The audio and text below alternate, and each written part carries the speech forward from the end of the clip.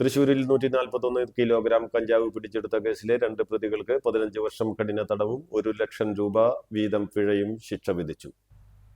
Brezza കടത്തുകയായിരുന്നു 141 kilo കഞ്ചാവ് പിടിച്ചെടുത്ത കേസിൽ 2 പ്രതികൾക്ക് 15 വർഷം കഠിന തടവും 1 ലക്ഷം രൂപ വീതം പിഴയും ശിക്ഷ വിധിച്ചു.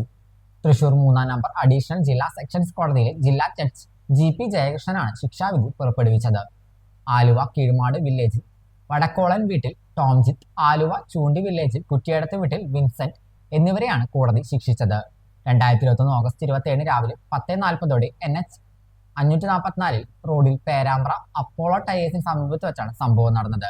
കൊടകര ഭാഗത്തു നിന്ന് ചാലക്കുടി ഭാഗത്തേക്ക് വരികയായിരുന്ന ബ്രസ്സ കാർ തടഞ്ഞു നിർത്തി പരിശോധിച്ച അന്നത്തെ ചാലക്കുടി DYSP CR സന്തോഷിന്റെ കീഴിലുണ്ടായിരുന്ന സബ് ഡിവിഷൻ സ്ക്വാഡും കൊടകര പോലീസും പ്രതികളിൽ നിന്ന് 141 കിലോഗ്രാം കഞ്ചാവ് പിടികൂടുകയായിരുന്നു. കൊടകര പോലീസ് രജിസ്റ്റർ ചെയ്ത ഈ കേസിൽ അന്നത്തെ SI J ജയനാണ് പ്രതികളുടെ അറസ്റ്റ് രേഖപ്പെടുത്തിയത്.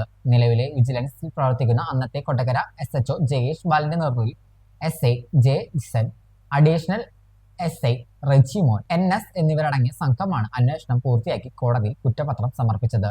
നിയമാനുസൃതമായ നടപടിക്രമങ്ങളാണ് പാലിച്ചാണ് കഞ്ചാവ് പിടിച്ചെടുത്തതെന്നും തുടർന്ന് ചാലക്കുടി മജിസ്ട്രേറ്റിന്റെ സാന്നിധ്യത്തിൽ സാമ്പിളുകൾ ശേഖരിച്ച് രാസപരിശോധനയ്ക്ക് അയച്ചുവെന്നും പ്രോസിക്യൂഷൻ കോടതിയിൽ വ്യക്തമാക്കി. കേസിന്റെ വിചാരണ വേളയിൽ പ്രോസിക്യൂഷൻ ഭാഗത്തുനിന്ന് 15 സാക്ഷികളെ വിസ്തരിക്കുകയും 50ഓളം രേഖകൾ ഹാജരാക്കുകയും ചെയ്തു.